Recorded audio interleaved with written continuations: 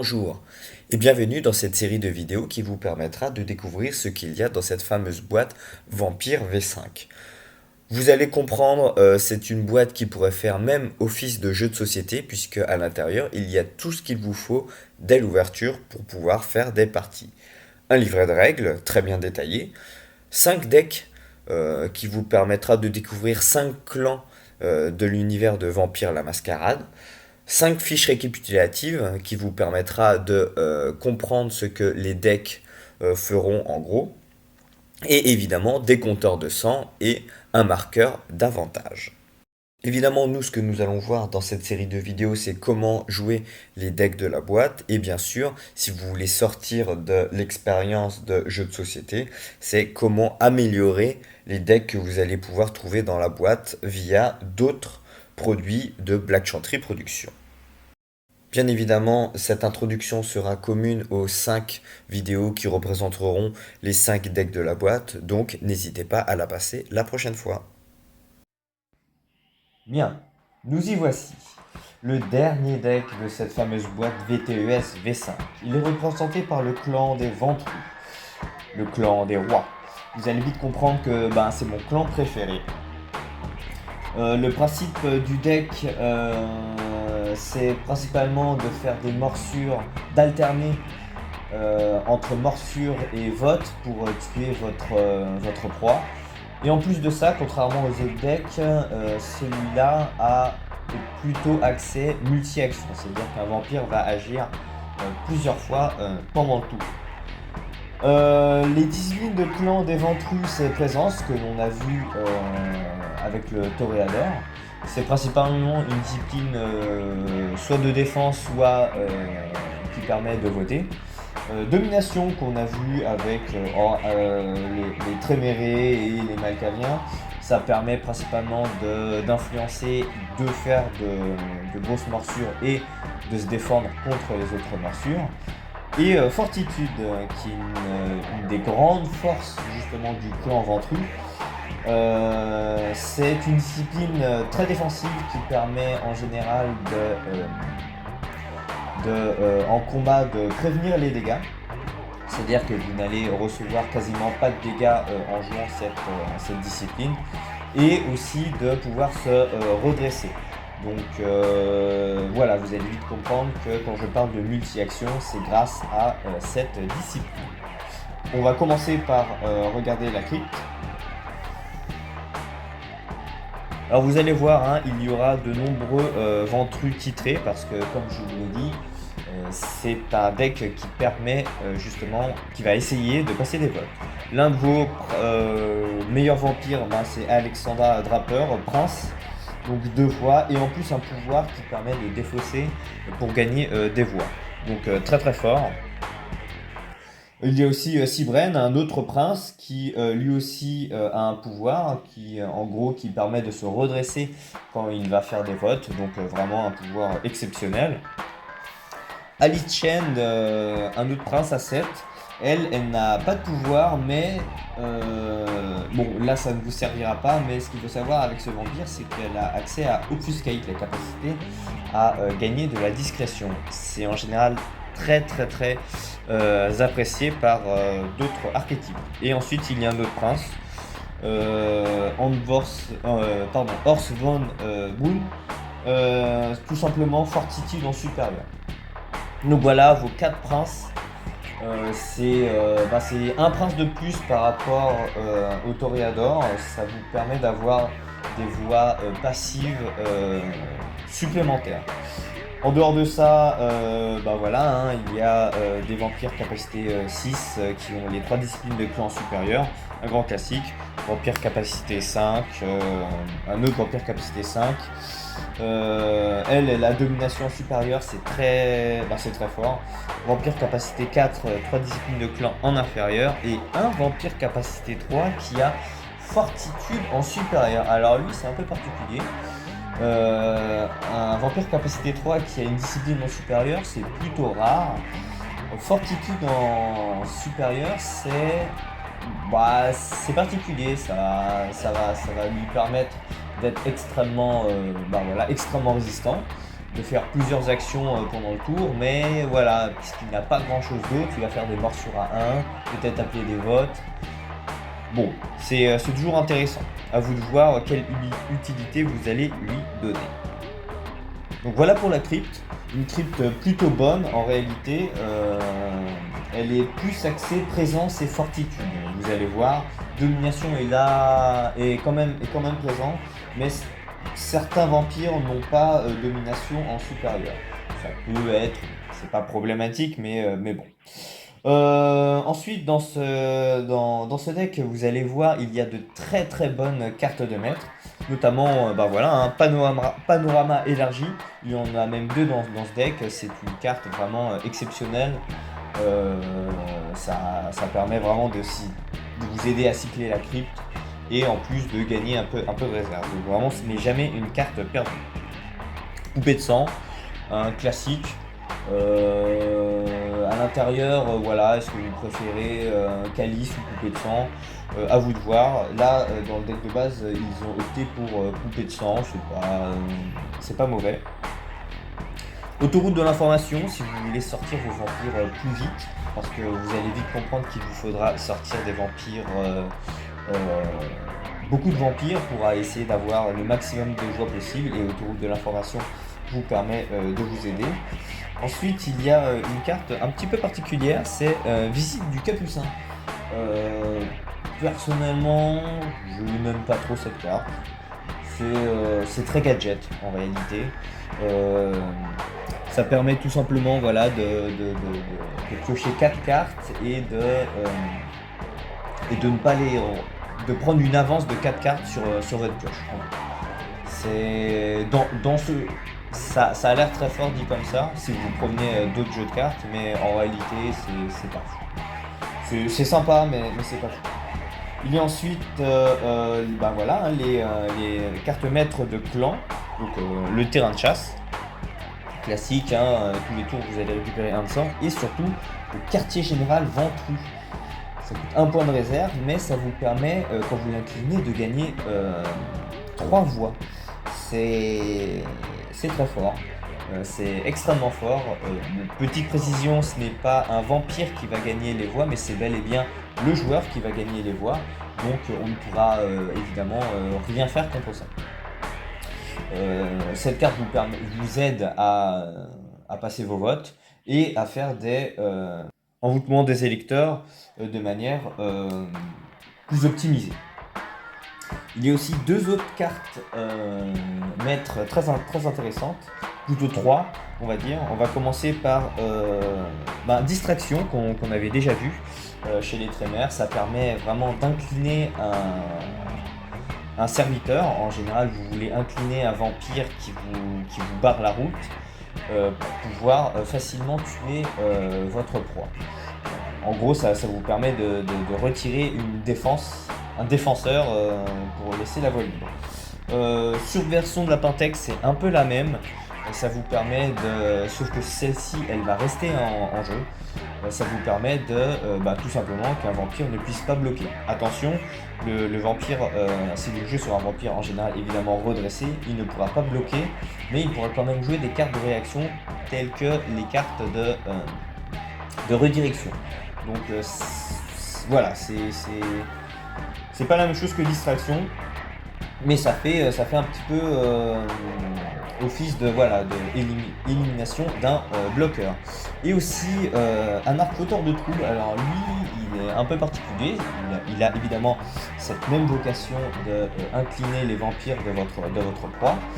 Le souci, c'est que bon, vous allez jouer à la phase de maître, mais son effet se déclenchera durant votre phase de redressement. Donc en fait, il y a un tour à faire pour que vous puissiez utiliser son effet. Vous allez incliner 2 vampires, c'est plus que Distraction et plus que Subversion de la Pentex, mais voilà, il faut savoir que c'est annoncé. Donc voilà pour les cartes de maître, hein. Vous avez vu principalement des cartes qui vous permettent de passer la défense de votre proie, parce que vous allez vite comprendre que les ventrus, ils sont beaux, ils sont classe, mais du coup ils n'ont pas du tout de discrétion. C'est l'un des principal défaut du jeu. Donc maintenant on va voir les cartes d'action. Enchanter la descendance, c'est un petit peu comme gouverner les indécis. Pardon, diriger les indécis qu'on a déjà vu dans le deck Toréador. Donc enchanter la descendance, hein, c'est plus 1 de morsure ou influencer de 2. C'est très fort dans ce deck, surtout que voilà, comme on l'a déjà dit, vous allez probablement faire plusieurs actions par tour. Donc vous pouvez très bien influencer 2, vous redresser et ensuite partir en morsure ou partir en vote. En parlant de morsure, vous avez tout simplement intimidation. En inférieur, plus 1 de morsure, en supérieur, plus 2 de morsure. Donc des vampires qui vont de base mordre à 3 avec cette carte. C'est très fort. C'est une carte très intéressante. À vous de voir, il y a plusieurs cartes qui permettent d'augmenter les morsures. À vous de voir laquelle vous préférez. C'est tout en réalité pour les actions, on va dire, les cartes d'action basiques, de discipline. Maintenant on va parler des votes. Conflit sur le bétail, le vote standard, qui fait des dégâts un petit peu à qui vous désirez. C'est très fort, hein, c'est votre vote principal qui vous permettra de gagner la partie. Il y a aussi évidemment changement de parité puisque vous jouez des princes. Vous allez voir, hein, ça vous permet de récupérer de la réserve ou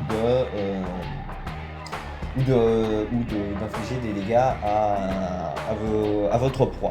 En réalité, à un joueur qui a plus de réserve que vous. Un très bon vote de la Camarilla, hein, ça vous permet un petit peu de gérer la table. Et à l'intérieur, il y a aussi, Ascension des Ancilla, un très bon vote, vraiment un très bon vote. Alors là, dans la boîte V5, il est sympa. En général, c'est contre les joueurs qui jouent beaucoup de vampires, un petit peu mid-cap, voilà. Et ça fait 1 dégât pour chaque serviteur que vous avez. Et évidemment, ça agit sur tous les joueurs. En général, ça peut faire exploser la table, ça fait chuter les réserves de tout le monde, ça accélère la partie. Donc voilà pour les votes, hein, comme vous avez compris, des morsures et des votes dans les actions. Tout ce qu'il vous faut pour essayer de tuer votre proie. Maintenant, on va parler des actions modifieurs. Hein. Il y en a certains qu'on a déjà vu, par exemple, notamment dans le deck Toréador. C'est le discours ensorcelant, des gains de vote quand vous jouez des cartes actions de vote. Ça vous aide à les passer. C'est très fort. 2 de vote ou 4 de vote, c'est très fort. Bien sûr, il y a envoûtement des électeurs qui permet de regagner du sang par point de vote en surplus qui passe sur votre vote. C'est très fort. Et en plus de ça, vous pouvez gagner de la réserve si vous jouez en supérieur. Donc voilà, cette combinaison de 2 cartes très très forte pour temporiser, pour gagner du sang, pour se mettre bien dans la partie. Et ensuite, voilà, une carte clé chez les ventrus, c'est Pulsion monstrueuse. En inférieur, ça vous permet de vous redresser si une action est réussie. En supérieur, ça vous permet de vous redresser même si l'action a été bloquée. En gros, quoi qu'il arrive, si vous l'avez en supérieur, vous vous redressez à la fin de l'action. Ça coûte 1 point de sang, ça a un coût, mais grâce à envoûtement des électeurs, vous pouvez facilement regagner du sang si vous jouez bien et pouvoir faire plusieurs actions pendant le tour. Donc très fort, hein. Comme vous avez vu, vous pouvez avec les cartes maîtres bloquer un serviteur, partir en morsure, récupérer l'avantage, faire pulsion monstrueuse et partir en vote. Ça peut vite faire énormément de dégâts. Ensuite, évidemment, il y a conditionnement, donc un action modifieur qui permet de gagner des morsures.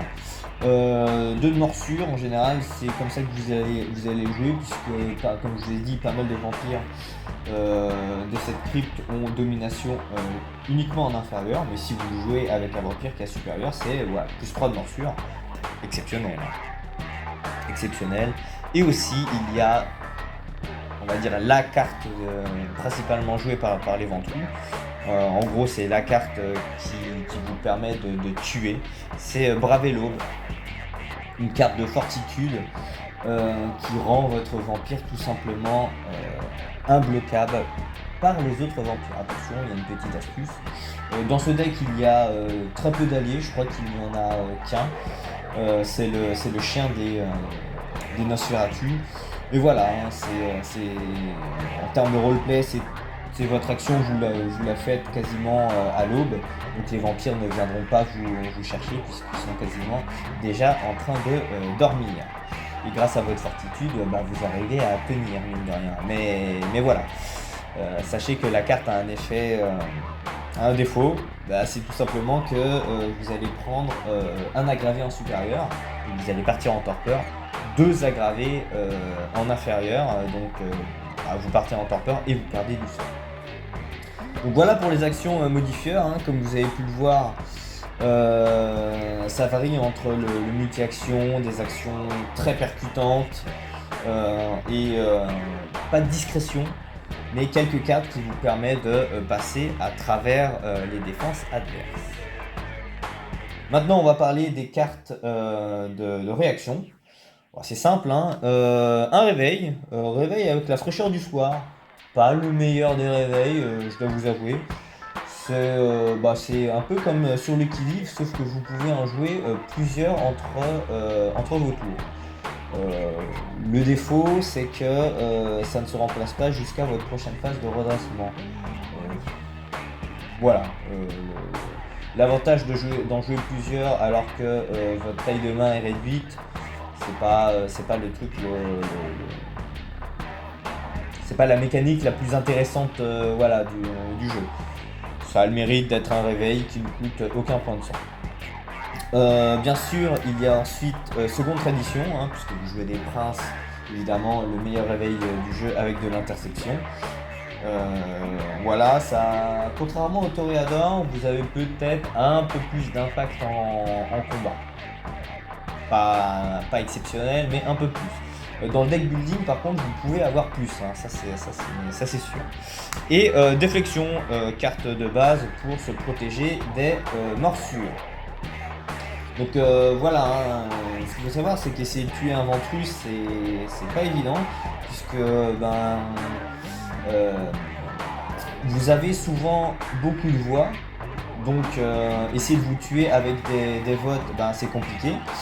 Vous avez aussi accès à déflexion, essayer de vous tuer en morsure, c'est compliqué. Et en combat, vous allez voir que le combat est quand même pas mal défensif, et donc c'est compliqué à vous tuer. En carte de combat, il y a force cachée et majesty. Il n'y a pas grand chose, mais ça suffit à résister. Majesté, en présence supérieure, ça vous permet de faire une fin de combat et de vous redresser. Donc si jamais vous vous faites bloquer, vous vous redressez et vous faites autre chose. On vous a bloqué une morsure, vous vous redressez, vous faites un vote. Voilà, vous pouvez même aller chasser. Bref, c'est très fort pour les decks comme celui-là qui se veulent multi-action. Et force cachée, là c'est, comme je vous l'ai dit précédemment, la capacité à encaisser les coups. C'est la capacité tout simplement à ne pas perdre de sang sur vos combats. La carte prévient 1 de base et vous pouvez prévenir plus en payant X. C'est pas très... là ça peut vous paraître un peu idiot, mais ça a des cas de figure où en réalité c'est très fort, hein, surtout sur les combattants qui font des dégâts aggravés. Ça vous donne aussi une poursuite. Donc comme je vous l'ai dit, voilà, si jamais il y a quelqu'un qui est un petit peu qui ne joue pas de carte de combat comme Majesté, voilà, vous faites force cachée, vous avez prévenu le dégât que le vampire en face vous fait, vous faites une poursuite et vous pouvez lui mettre une autre tarte dans la tronche. Voilà pour les cartes de combat. des cartes très défensives. Hein. Force cachée, c'est voilà, la poursuite aussi. Ce qu'il faut savoir, c'est que elle peut être jouée pour contrer une poursuite qu'on vous a fait. Donc c'est-à-dire que le type ne vous fait pas de dégâts, il essaye de poursuivre pour atteindre un nouveau round. Avec force cachée, vous avez une poursuite qui vous permet de mettre fin au combat. Donc voilà pour le deck. Comme vous avez pu le voir, un deck qui peut faire beaucoup de choses. Si vous voulez partir dans le deck building, ça sera à vous de décider quel axe vous voulez accentuer. Les cartes que je vous conseille d'aller chercher, c'est évidemment un cerf qui permet de vider vos vampires pour pouvoir les re-remplir grâce à envoûtement des électeurs. Calice qu'on a vu, un grand classique, à combiner avec cerf ou poupée de sang. Dedans il y a aussi Papillon qui est une sorte de terrain de chasse mais pour les vampires titrés de ville, donc en général pour les princes. Vous allez voir, hein, c'est très fort puisque ça tombe bien, hein, vous avez pas mal de vampires titrés. Sang de géant qui permet de re-remplir l'un de vos vampires. C'est utile, mais c'est pas exceptionnel dans ce ventru là. En réalité, c'est toujours fort parce que le fait de faire plusieurs actions, parfois ça peut vous coûter du sang, surtout si vous faites bloquer. Mais voilà, c'est toujours utile. Évidemment, réveil du Sphinx qui vous permet d'avoir des tours actifs extrêmement forts quand vous décidez de piocher plus de cartes. Et aussi, tout simplement, vampire légendaire. Plus de voix, plus de morsures de base, tout ce qu'il vous faut. Hein, tout ce qu'il vous faut. Voilà pour le rajout des cartes de maître. En ce qui concerne les actions, vous pouvez aller chercher envoûtement qui permet en présence, quand je vous présente c'est très fort, ça permet bien sûr d'aller chercher des alliés. Là dans le cas de figure, comme je vous ai dit, il n'y a pas beaucoup d'alliés à part le chien des Nosferatu, mais ça a aussi, de toute façon c'est jamais une carte morte puisque voilà, ça vous donne aussi des bonus de morsure. Donc c'est vraiment une très très très bonne carte. Il y a aussi Carlton comme allié que vous pouvez aller chercher. Voilà, ce qu'il faut savoir, c'est que grâce à Pulsion Monstrueuse, vous pouvez faire facilement beaucoup d'actions pendant le tour. Donc essayez de diversifier les actions. Là dans le deck de démarrage, vous pouvez faire vote et morsure, avec peut-être une troisième action qui est enchanter la descendance en influence. Mais imaginez les possibilités, quoi. Si on ne vous bloque pas, vous pouvez voler un allié, vous redresser, aller chercher Carlton, vous redresser, influencer, vous redresser, faire un vote, regagner du sang, vous redresser et partir en morsure. Ça peut vite devenir démentiel. Donc voilà, d'autres actions d'équipement supplémentaires, cœur de Nisketus qui vous permet évidemment d'aller chercher plus des meilleures mains de départ quand débute votre tour. C'est l'un des meilleurs équipements du jeu. Bien sûr, allez chercher, diriger les indécis. Alors faites attention parce que dans votre crypte de base, il n'y a pas grand monde qui peut la jouer pour influencer. Je crois même qu'il n'y en a qu'une, c'est Alexa Draper, qui est un vampire capacité 8, qui vous permet d'influencer plus bas. Il y en a d'autres en réalité, mais elle est capacité 6. Vous n'allez pas influencer sur grand monde en réalité, mais c'est toujours faisable. Bref. Quoi qu'il arrive, ça fait des bonus de morsure, c'est jamais perdu. Vous pouvez bien sûr aussi aller chercher Esprit éthéré. Très bonne carte, hein. Vraiment qui permet de tout ce que vous voulez, d'aller une action qui n'est ni une morsure ni un vote, qui permet d'incliner un vampire, donc de retirer un bloqueur et pour pouvoir passer facilement. C'est très fort, et en plus si vous faites bloquer cette action, vous pouvez faire majesté pour vous redresser, et quoi qu'il arrive, le vampire sera incliné puisqu'il aura bloqué. En termes de vote, vous pouvez aller chercher voilà, un Kamaira Iron Fist dans le 30e anniversaire, donc il est un peu loin dans la temporalité, on va dire, mais voilà, c'est un très bon vote quand on joue Kamaria. Il est appelable uniquement par les vampires titrés, mais bon, bah, ça tombe bien, vous en avez pas mal. Et aussi, alors attention, un autre vote qui vient de sortir, c'est Expulsion, qui est lui dans les Lasombra, dans les nouveaux Lasombra qui sont passés dans la secte de la Camarilla. Expulsion, ça requiert un primogène ou un prince. En général, bah voilà, vous allez l'appeler avec le prince. Et ça permet tout simplement de choisir deux vampires, pas forcément plus jeunes, donc deux vampires. Pardon, non, même deux serviteurs, donc vous pouvez même choisir des alliés. Et voilà, les deux cibles ne pourront ni bloquer, ni jouer de cartes de réaction. Et ça, c'est très fort. C'est-à-dire qu'il y a un vampire, vous savez, qui va se redresser, il va faire des secondes traditions ou faire des yeux d'Argus. Vous vous dites non, tu ne joueras rien. Et en plus, ils ne pourront pas voter. C'est-à-dire que vous passez ce vote-là avec un bonus de vote, c'est-à-dire un discours ensorcelant. Vous allez pouvoir passer vos votes tranquillement. Il y a un membre du cercle intérieur là-bas, et ben vous faites discours ensorcelant avec expulsion et vous dites ce tour-ci, tu voteras plus. Allez, c'est fini. Donc voilà, un vote assez clé. Quand vous le jouez au bon moment, ça peut faire des ravages. Voilà si vous voulez vous la jouer un peu multi-action. Si vous voulez vous la jouer un peu plus défensive, il y a évidemment sur le qui-vive, un grand classique. Je ne sais pas pourquoi ils ont mis au réveil avec la fraîcheur d'un soir, mais bon, à la limite combiner les deux, mais en général si vous voulez vous la jouer défensif, vous allez jouer principalement des secondes traditions.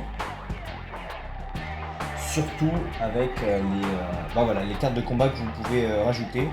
À commencer par Canlesté, une carte de prime abord qui pourrait sembler mauvaise. Mais en fait si vous n'arrêtez pas de rentrer en combat, au bout d'un moment, ça commence à faire de la value. Pour une carte, en fait, vous allez mettre 2 de dégâts, en gros 3 fois. Vous allez mettre 2 dégâts 3 fois, ça va vous faire 6 de dégâts. Pour une seule carte, c'est très fort. Surtout que voilà, vous pouvez aller chercher dans plein d'autres packs des cartes comme Absorber qui permet de prévenir 4 dégâts, c'est énorme. Encaisser les coups qui permet carrément de prévenir tous les dégâts des frappes du round. D'autres cartes qui permettent de prévenir soit avec une poursuite, soit avec une manœuvre. Il y a beaucoup de polyvalence, je ferai sûrement une vidéo sur les cartes de prévention, mais bon, là on arrive vers un autre deck. On part du deck multi-acting avec Majesté. En général, privilégiez plutôt en effet les Majestés pour vous redresser. Ne vous encombrez pas réellement avec de la prévention ou alors vraiment très très peu. Votre carte principale de combat, si vous voulez faire du multi-action, c'est Majesté.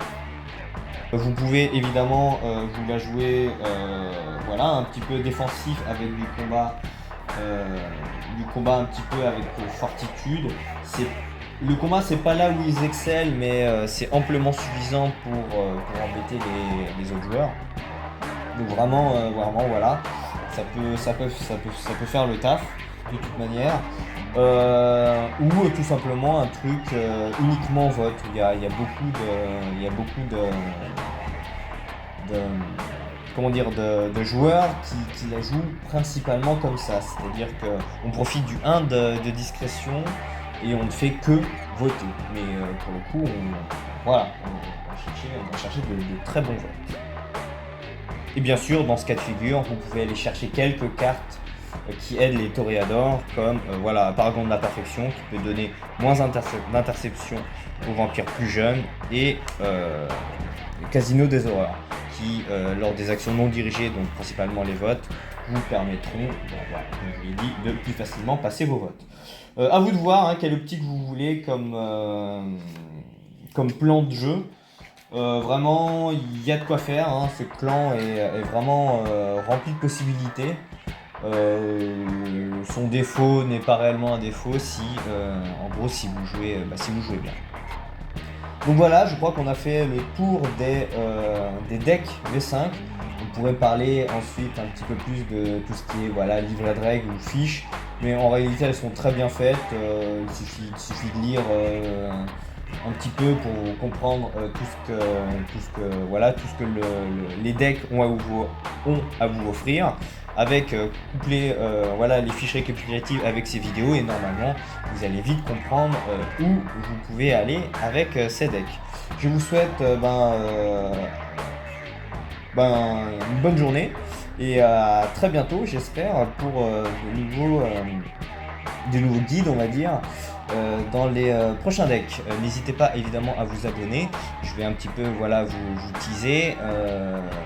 Les prochaines reviews, ça sera principalement sur les decks Anarch. Donc, il y a 4 decks Anarch qui sont extrêmement puissants et qui valent le détour. Donc j'espère que cela vous plaira.